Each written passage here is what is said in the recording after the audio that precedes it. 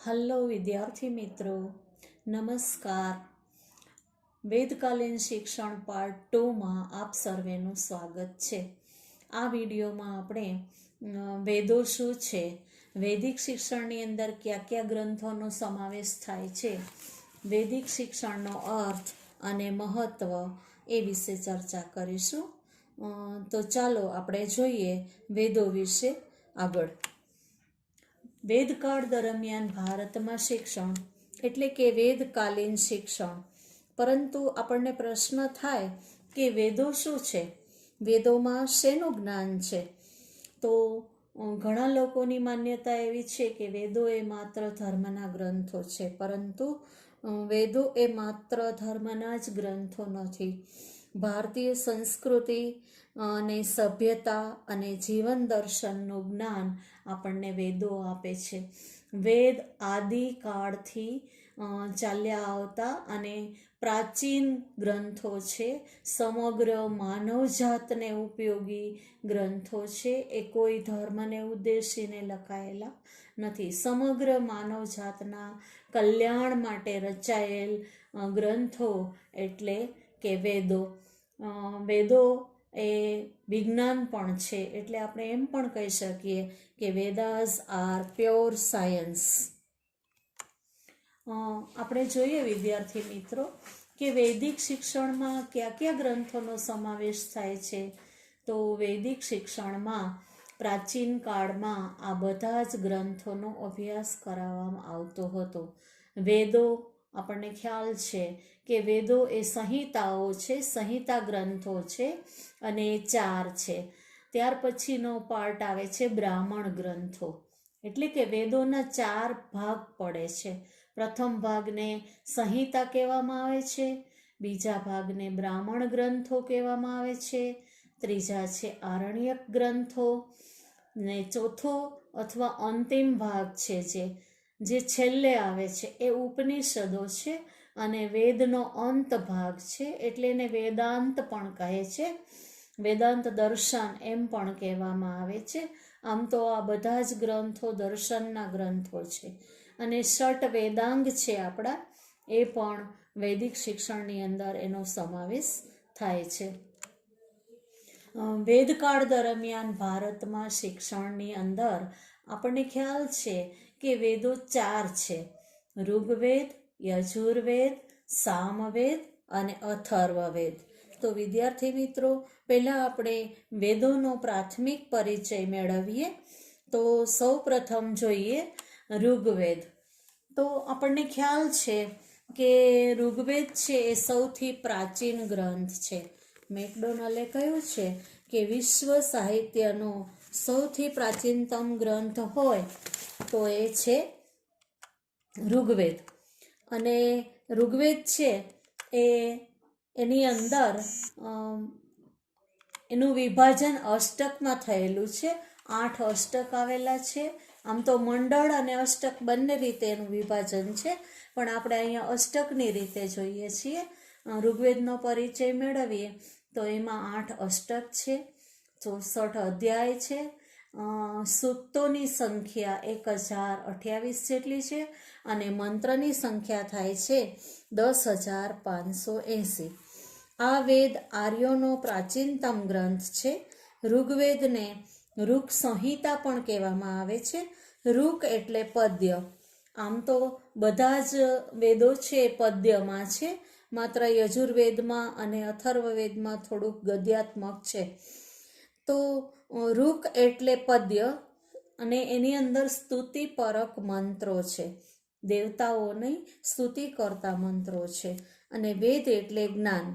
તો ધર્મ, દર્શન, જ્ઞાન, વિજ્ઞાન, સાહિત્ય, કર્મકાંડ વગેરે બધા જ પ્રકારના મંત્રોનું મૂળ છે એ ઋગ્વેદમાં છે. આ મંત્રો છંદોબદ્ધ છે. કુલ 60 જેટલા છંદોમાં મુખ્ય ગાયત્રી, ઉષ્ણિક, ત્રિષ્ટુપ, અનુષ્ટુપ, પંક્તિ, જગતી વગેરે જેવા પ્રસિદ્ધ છંદોની અંદર આ મંત્રોની રચના થયેલી છે. કેટલાક મંત્રોના સર્જક છે એ ઋષિઓ છે, ઋષિ પુત્રો છે, અને નારી ઋષિઓ પણ છે. અને આવા ઋષિપુત્રોની ને ઋષિઓની સંખ્યા 300 જેટલી છે અને કેટલીક નારી ઋષિઓ પણ છે. ઋષિઓમાં ગૃસ્મદ, વિશ્વામિત્ર, વામદેવ, ભારદ્વાજ, વશિષ્ઠ, કણ્વ તથા અંગિરસ મુખ્ય છે.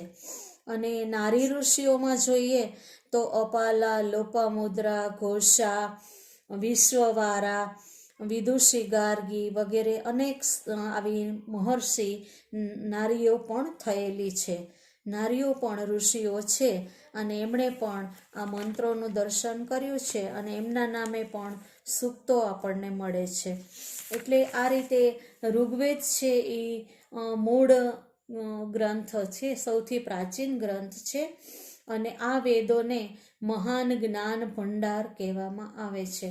એટલે કે એ જ્ઞાનના આપણા એન્સાઇક્લોપીડિયા છે એમ કહું તો ખોટું નહીં ગણાય. ઋગ્વેદની અંદર આ બધી હસ્તપ્રતો છે.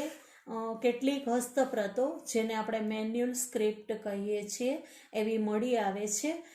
આ પિક્ચરની અંદર આપણે સ્ક્રીન ઉપર વિવાહ સૂક્તની હસ્તપ્રત જોઈએ છીએ. એ વિવાહ સૂક્ત અને હૃદયનારાયણ દીક્ષિતના કેટલાક મંત્રો છે એ છે. તો એ આવી હસ્તપ્રતો છે અથવા તો આવી મેન્યુઅલ સ્ક્રિપ્ટ છે એ આપણને આપણા મ્યુઝિયમની અંદર સંગ્રહાયેલ છે અને ઘણી બધી મળે છે. મૂળ પ્રાચીન હસ્તપ્રતો છે. રત્ન ભાંડારકર ઇન્સ્ટિટ્યૂટની અંદર આવી બધી હસ્તપ્રતો સચવાયેલી છે. ત્યારબાદ વાત કરું યજુર્વેદની, તો યજુર્વેદ છે એ યજુ એટલે યજ્ઞ અને વાદ એટલે જ્ઞાન. તો યજુર્વેદ છે એ યજ્ઞનો વેદ છે એમ કહી શકાય. એની અંદર એનું વિભાજન છે એ 4 દશકમાં થયેલું છે. તેમાં અધ્યાય 40 આવેલા છે. અનુવાકની સંખ્યા 331 છે અને લગભગ કંડિકાઓની સંખ્યા છે એ 2088 જેટલી છે. તો આ વેદ છે એ કર્મકાંડ પ્રણાલીને પ્રાધાન્ય આપે છે. આની 2 શાખાઓ ઉપલબ્ધ છે, કૃષ્ણ યજુર્વેદ અને શુક્લ યજુર્વેદ. મુખ્યત્વે કર્મકાંડની અંદર યજ્ઞ, યાગ, હોમ, હવન કરવાની વિધિઓ વગેરે આની અંદર સમજાવવામાં આવેલ છે. તો આ આપણું અલભ્ય જ્ઞાન છે, આપણો વિપુલ જ્ઞાન ભંડાર છે એમ કહું તો ચાલે.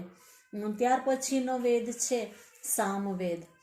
સામવેદની અંદર મંત્ર સંખ્યા છે 1875. એ પણ એની અંદર પણ ઋચાઓ છે. સા એટલે ઋચા અથવા મંત્ર અને સામ એની સંધિ છૂટી પાડીએ તો સા એટલે ઋચા અથવા મંત્ર, અમ એટલે સ્વર. એવા મંત્રો કે જેને ગાન કરી શકાય એને સામગાન પણ કહેવામાં આવે છે.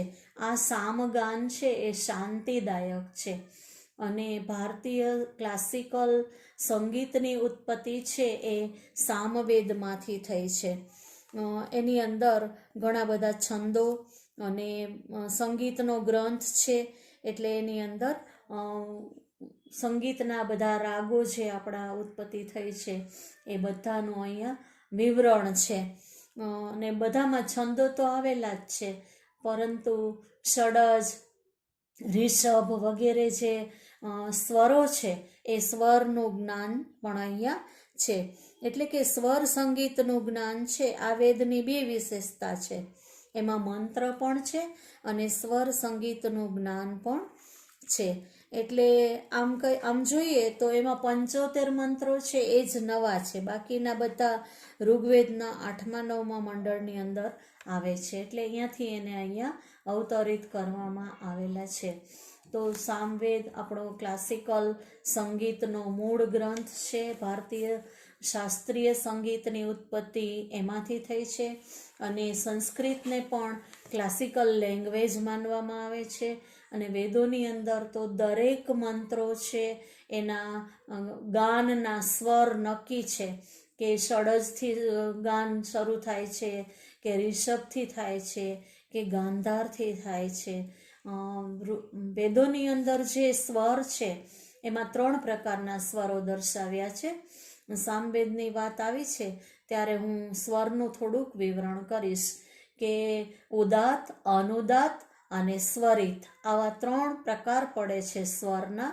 જે ઊંચેથી ગાન કરવામાં આવે છે એ ઉદાત્ત સ્વર છે. જે નીચેથી ગાન થાય છે, નીચા સ્વરથી થાય છે, એ અનુદાત્ત છે. અને જે મધ્યમ સ્વરથી ગવાય છે એ સ્વરિત કહેવાય છે અથવા તો સમાહાર કહેવાય છે. ત્યારબાદ આપણે જોઈએ તો અથર્વવેદ. આ વેદ છે એ સંપૂર્ણપણે પદ્યમાં લખાયેલ છે. આમ તો બધા જ 3 વેદો પદ્યમાં જ છે, માત્ર યજુર્વેદ છે એમાં જ ગદ્યાત્મક ખંડો આવેલા છે અથવા ખંડિકાઓ આવેલી છે. તો અથર્વવેદ છે એ પદ્યમાં છે, શ્લોકોમાં, મંત્રમાં છે, ગાન થઈ શકે એવા 4 વેદોના મંત્રો છે, છંદોબદ્ધ ગાન થઈ શકે એ રીતે, કારણ કે એ બધા છંદની અંદર જ સમાવિષ્ટ છે. તો અથર્વવેદમાં 20 કાંડ છે, 10 અનુવાક છે, સૂક્તની સંખ્યા 731 છે અને મંત્ર સંખ્યા 5977 છે. તો આ વેદ છે એ એમાં પણ 1200 જેટલા મંત્રો છે એ તો ઋગ્વેદમાંથી લીધેલા છે. અને અથર્વ ઋષિ એમ કહે છે કે માતા ભૂમિ પુત્રો અહમ પૃથિવ્યાહ, એટલે કે આ પૃથ્વી છે એ મારી માતા છે અને હું એનો પુત્ર છું. એવું એક સરસ મજાનું પદ્ય છે, એ પણ અથર્વવેદની અંદર આવેલ છે. પ્રકૃતિના પદ્યો પણ છે, પ્રકૃતિ વર્ણન પણ છે. આપણી જે આયુર્વેદ ચિકિત્સા છે, શલ્ય ચિકિત્સા, સુશ્રુત, અને જે ચિકિત્સાનો આપણો મૂળ ગ્રંથ જેમાંથી નિષ્પન્ન થયો છે એ આ અથર્વવેદમાંથી એની ઉત્પત્તિ થઈ છે. આયુર્વેદની ધન્વંતરી આચાર્ય થઈ ગયા, ચરક ને સુશ્રુત ને એ બધાનો સમાવેશ આની અંદર થાય છે. અહીંયા શારીરિક ચિકિત્સાનું જે નોલેજ છે, પાવરફુલ નોલેજ, એમાં અથર્વવેદની અંદર આપણને જોવા મળે છે. આમ તો અથર્વવેદની અંદર ઘણી બધી વિવિધતા છે. સ્તુતિ પણ છે, આયુર્વેદ પણ છે, શરીર ચિકિત્સા પણ છે, શલ્ય ચિકિત્સા છે, અને સાથે સાથે ઔષધિઓનું જ્ઞાન, ઔષધિ વિજ્ઞાન તરીકે અથર્વવેદનો ઉલ્લેખ ઋષિઓએ ખૂબ સરસ કર્યો છે. વેદકાળની અંદર જે શિક્ષણની વાત ચાલે છે એમાં વૈદિક શિક્ષણમાં આ વેદો પછીનું સ્થાન છે એ ઉપનિષદો ધરાવે છે. ઉપનિષદો આપણા મહાન દાર્શનિક ગ્રંથો છે. ઉપનિષદોમાં જે તત્વજ્ઞાન છે, જે ફિલોસોફી છે એ અન્ય ક્યાંય નથી. વિશ્વમાં ક્યાંય પણ ભારતીય તત્વજ્ઞાન જેવું તત્વજ્ઞાન છે એ વિશ્વની કોઈ પણ લાઇબ્રેરીમાં નથી કે કોઈ પણ ધર્મગ્રંથોમાં કે તત્વના ગ્રંથોમાં નથી. એટલે આપણા ઉપનિષદો છે એ મહાન દાર્શનિકો છે. એમ કહીએ તો ચાલે કે શાણપણના ઉદ્યાનો છે. ઋષિ મુનિઓએ અહીંયા ડાપણ અને શાણપણનો ભવ્ય વારસો આપણને આપ્યો છે. એ તત્વચિંતન પણ છે. આમ તો ઉપનિષદો 250 જેટલી સંખ્યામાં મનાય છે અને 108 ઉપનિષદો અવેલેબલ છે, પરંતુ એમાં મુખ્ય 10 ઉપનિષદો છે. અને એ 10 ઉપનિષદોના નામ છે એ મેં અહીંયા સ્ક્રીન ઉપર વર્ણવ્યા છે. એમાં જે વિશાળ ઉપનિષદ છે એને બૃહદારણ્યક ઉપનિષદ એના કદના દ્રષ્ટિએ વિશાળતા ધરાવે છે. બૃહદારણ્યક ઉપનિષદ, ઈશોપનિષદ, કઠોપનિષદ, મુંડકોપનિષદ, ઐત્રીય ઉપનિષદ, તૈત્રીય ઉપનિષદ, છાંદોગ્ય ઉપનિષદ, પ્રશ્નોપનિષદ, માંડુક્ય ઉપનિષદ અને કેનોપનિષદ. આમ આ 10 ઉપનિષદો છે એ મુખ્ય છે. અને આમ તો ઘણા બધા 108 જેટલા ઉપનિષદો છે અવેલેબલ છે. ષટ વેદાંગ, વેદાંગને 6 માનવામાં આવે છે, 6 વેદાંગો ગણવામાં આવે છે. અને એની અંદર વ્યાકરણ, પતંજલિનું વ્યાકરણ શાસ્ત્ર, પાણિનીનું અષ્ટાધ્યાયી વ્યાકરણ, નિરુક્ત યાસ્કાચાર્યનું નિરુક્ત, છંદશાસ્ત્ર, પિંગલનું છંદશાસ્ત્ર, શિક્ષા, પાણીનીય શિક્ષા, કલ્પસૂત્રો, જે આપણા સંસ્કાર, વિધિ વિધાનો, હોમ હવન યાગના સૂત્રો છે એની અંદર સચવાયેલું છે બધું નોલેજ કલ્પસૂત્રોની અંદર.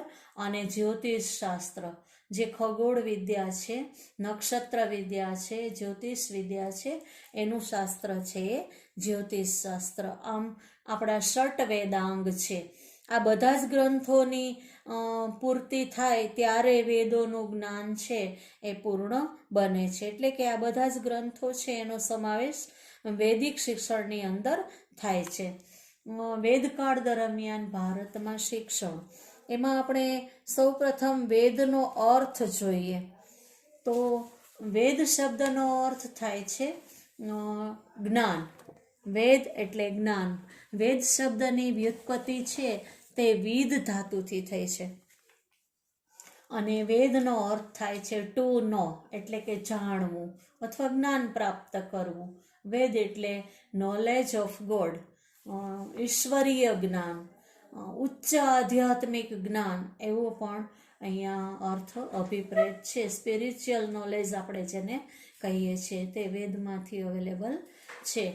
વેદ માટે સ્વામી દયાનંદ સરસ્વતીએ આવી વ્યાખ્યા આપી છે: જેનાથી માનવી વિદ્યા વગેરે શુભ ગુણોની પ્રાપ્તિ કરી શકે, અવિદ્યા વગેરે દોષોને છોડીને આનંદિત રહી શકે, તેને વેદનું શિક્ષણ કહેવાય. તે ઉપરાંત વૈદિક કાળથી માંડીને શિક્ષણ જીવનના વિવિધ ક્ષેત્રોમાં સાચી દોરવણી આપે તેવો પ્રકાશપુંજ છે. તે તેજોમય પંથની ઉર્ધ્વ યાત્રા છે અને તમસોમાં જ્યોતિર્ગમય, એટલે કે તમસમાંથી, અંધકારમાંથી જ્યોતિ તરફ જવાની પ્રક્રિયા છે, અંધકારમાંથી પ્રકાશ તરફ જવાની પ્રક્રિયા છે, એમ પ્રાચીન કાળથી માનવામાં આવતું હતું. ત્યારબાદ આપણે શિક્ષણનો અર્થ જોઈએ. તો શિક્ષણનો અર્થ થાય છે મિનિંગ ઓફ એજ્યુકેશન, એટલે કે શિક્ષણનો અર્થ તો વિદ્યા પ્રાપ્તિ. વૈદિક કાળમાં શિક્ષણ માટે આટલા શબ્દો વપરાતા હતા: વિદ્યા, બોધ, વિનય, જ્ઞાન વગેરે જેવા શબ્દોનો પ્રયોગ છે એ વૈદિક કાળમાં શિક્ષણ માટે થતો હતો. આધુનિક વિદ્વાનોની જેમ પ્રાચીન વિદ્વાનોએ પણ શિક્ષણ શબ્દની વ્યાખ્યામાં બે વિભાગ પાડ્યા છે, અથવા તો એને બે વિભાગમાં વહેંચી છે. એમાં પહેલો છે શિક્ષણનો વ્યાપક અર્થ અને બીજો છે શિક્ષણનો સંકુચિત અર્થ. તો પહેલાં આપણે જોઈએ શિક્ષણનો વ્યાપક અર્થ, યાની કે વાઇડર મિનિંગ ઓફ એજ્યુકેશન.